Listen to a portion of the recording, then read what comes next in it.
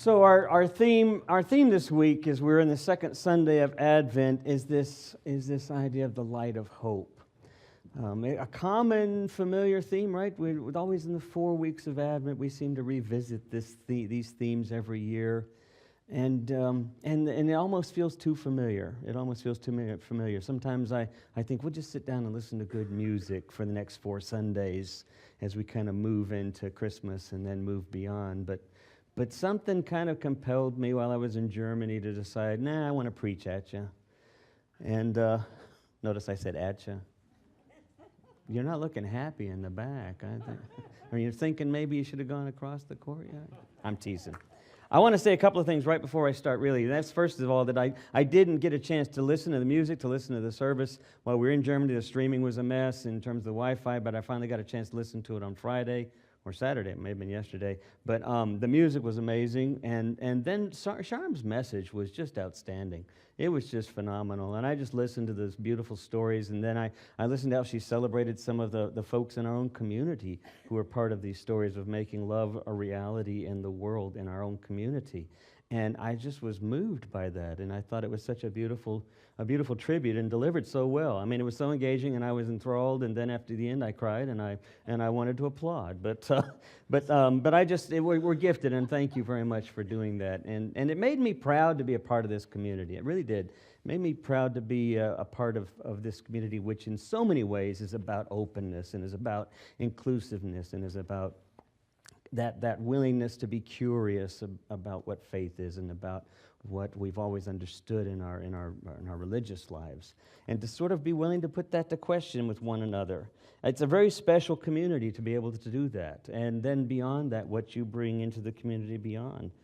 It just was something I was very happy about, and at the same time, it kind of made me humbled. I suddenly realized that I'm your pastor. And that's a very humbling reality to recognize that I'm in the presence of such gifted and kind and compassionate, open-minded people. It's a fragile responsibility, one which I'm honored to have, but I'm humbled to have. And sometimes I'm going to have to say, I hope you'll forgive me that I don't always feel I do that well with, in terms of my responsibility. And a lot of it's because of my relationship to hope, because I have a pretty dysfunctional relationship to it. So I'm going to get a little confessional. What I hope for in here is a community of compassion and growth. A community that is rich in community. But what happens is I get afraid. I get afraid of losing that. I get afraid of losing what gives meaning to us as a community and losing what gives meaning to me and my work. I get afraid of losing this ability to be present to the realities of love and the diversity and the genuineness that is here. I also get afraid of losing this openness towards the diversity of our thinking as well as our sexuality. I get worried about that. And then I get all caught up in this idea of it might not happen. It might not be able to hang on to it. And you know what happens when that happens? I get lost, right? When I start to worry, I get lost. Hope sometimes can do that. Hope has a way of leading us down the wrong direction.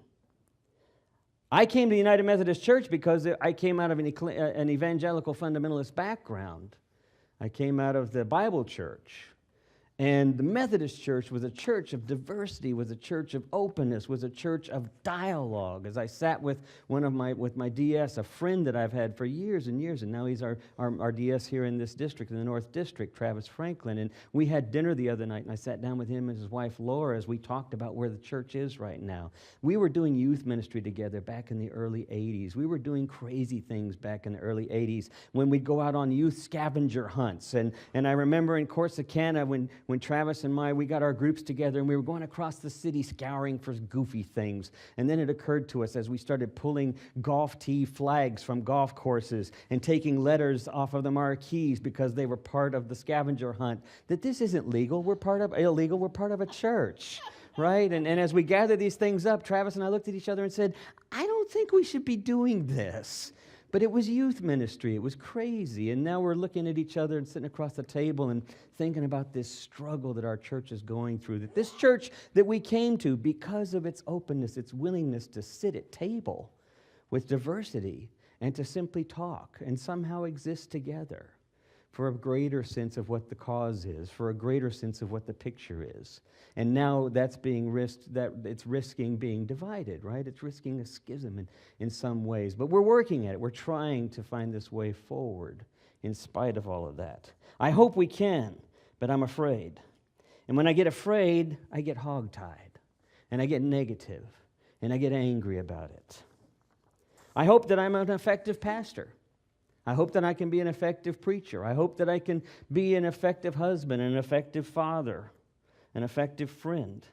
But I get lost in comparisons, right? I get lost in those comparisons, in that sense of competition. There's somebody else that's a better pastor. I'm not pastor enough. There's somebody else that's a better preacher. I'm not a good enough preacher. There's somebody else who's got a better sense of what it means to be successful in the ministry. I looked at my friend, Travis. He's now the DS. I thought, I didn't go that way. I decided to put my guitar on my back and start heading out across the country.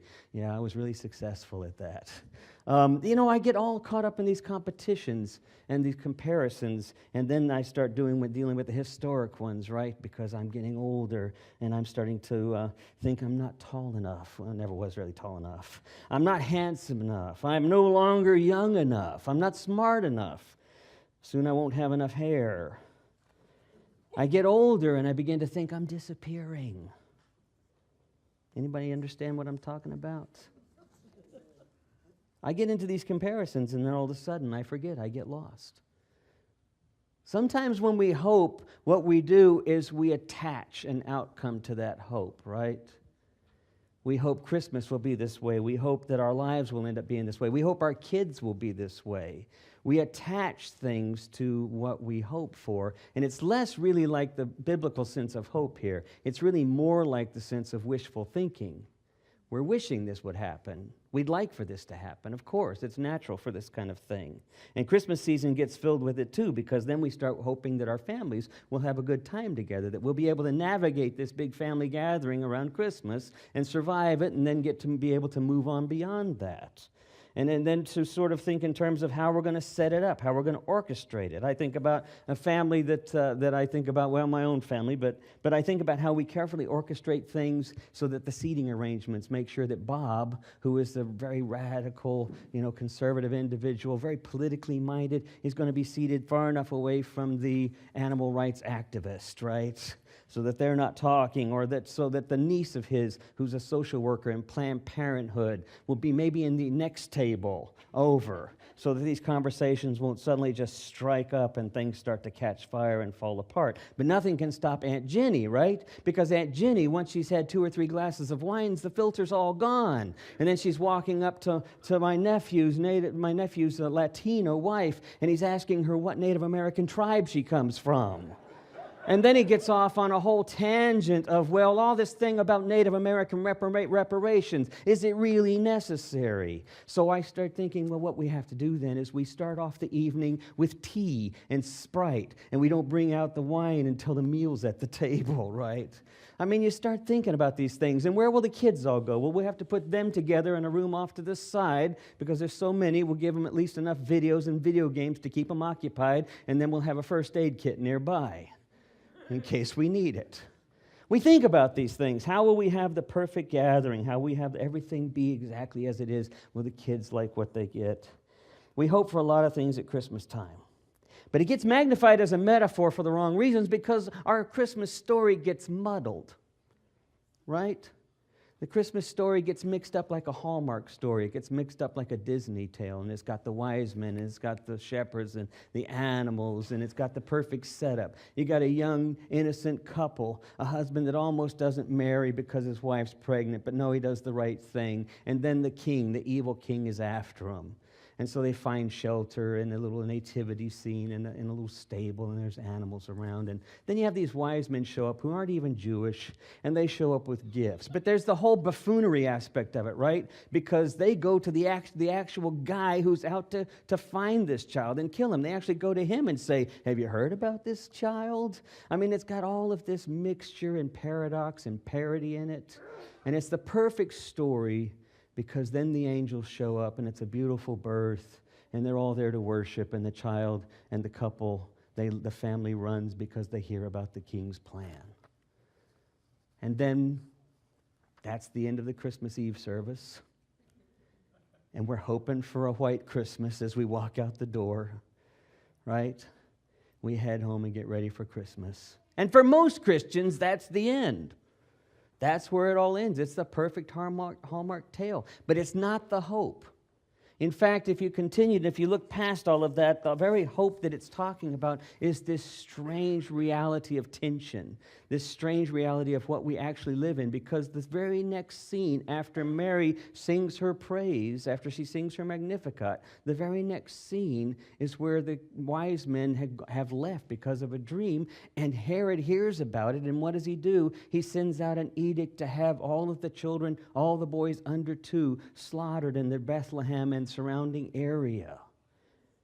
It ends with this horrible tragedy as the family leaves and escapes. And we never hear that. And it happens every day in our news. It happens every day in our news. Refugees, families seeking asylum, children going hungry, families being executed. I recently talked to one of my new friends in this city, a guy named Samson Yosef, and some of you know Samson perhaps. Samson has an Ethiopian restaurant, the only Ethiopian restaurant in Fort Worth, over by 7-Eleven in Arlington Heights. Samson, I've known Samson for years because we live in that neighborhood, and Samson was there for our kids when they were growing up. And when our youngest child, Matthew, who's now 24, when his grandmother died last January. As you know, both of our parents died last January. And so Samson somehow heard about this because he's a Facebook friend or something. And so he actually mails Matthew a card and says he's sorry to hear about this and he's here for him if he needs anything. Samson runs the 7-Eleven. He owns the 7-Eleven and has this Ethiopian shop. Samson grew up in Ethiopia during the time of the Red Terror in the late 70s, when the Communist Party came in and took over and began to kill willy-nilly their opposing party and individuals. And then it became indiscriminate as the murder and slaughter, and people were scattering in every direction for protection. And Samson was lucky enough, because he had family already here in Fort Worth, he was lucky enough to escape some of that. But he says he can't talk about the stories. They're just too horrendous. And I asked him how he had hope. And he had said to me that his hope was to be involved in community. That's how you express hope. And I thought, what a profound thing. And Samson's done that. If you know Samson, you know that he bought musical instruments for the Stripling junior high music program. He bought violins. His son is a cellist and now is, I believe, in college. Samson started this restaurant, and as I've said, every time I do a little story illustration, it's getting to be like a Yelp review, and then I'm inviting you to go participate if it's a movie or if it's a Jakey play, and now it's an Ethiopian restaurant, and it's a small place, but if you haven't had Ethiopian food, that's one thing, but if you haven't experienced Samson or his wife, Medina, then that's a whole nother thing, and you just need to go to be present with them because they're just wonderful, wonderful individuals. What does it mean to have hope? Paul Tillich is where I want to leave you with this idea. And Ben, y'all can come on up. I want to leave you with this idea that hope, that Mary sang because she suddenly realized her shame, her fear, her anxiety, her hope for the way life should go was of insignificance. It's misdirected. And it always is for us. Some of us get lucky. Some of us get really just lucky by chance, and we dream that we want some kind of a life, and it goes exactly as we plan, and it ends exactly as we hope. But that's not really what hope is. Hope, in its root word, means heart. It literally almost means this idea of connection. Courage is rooted in the same word, to take heart. This idea of Tillich, the courage to be, Paul Tillich, the 20th century theologian, he said it's not bravery, it's simply recognition. It's simply recognizing we are a part of something much bigger than us. And to recognize that is not to simply sit back and have wishful thinking and hope things come our way, which is kind of a Christmassy way of looking at it. We suddenly realize we are participating in a greater reality. We are participating in bringing life to life. And when we do that, we are participating in one of the most profound aspects of Advent. We are bringing life to God's life in the world, to the very ground of being. There's an interesting thing about the creeds that we sometimes say. We don't usually say them in here, and there's different reasons for that. But you know a lot of these creeds. The churches you participated in before said these creeds. The Nicene Creed, I believe in Jesus Christ, the Son of God, born of the Virgin Mary. Then there's this comma, suffered under Pontius Pilate. Then there's this comma, was buried, dead, and rose again 3 days. There's this interesting idea right after born of the Virgin Mary, there's this comma, right? And then it goes to death. There's this comma. There's so much that happened in that comma, right?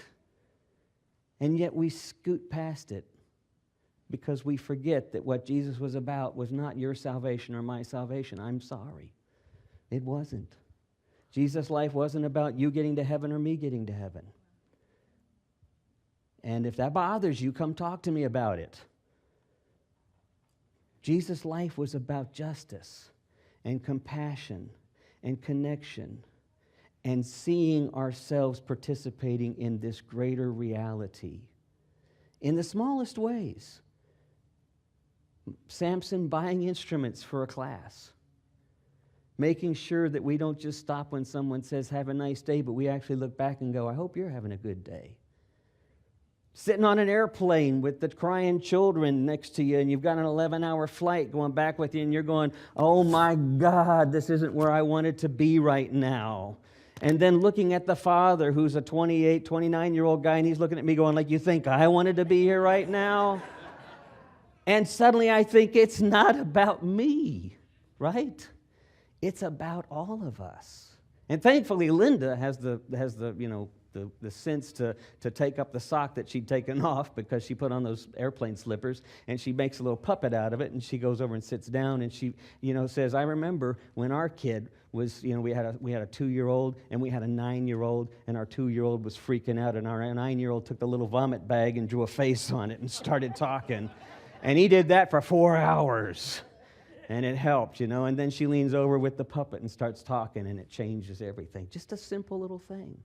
There's so many opportunities that I feel guilty that I simply walked past, right? We all do it.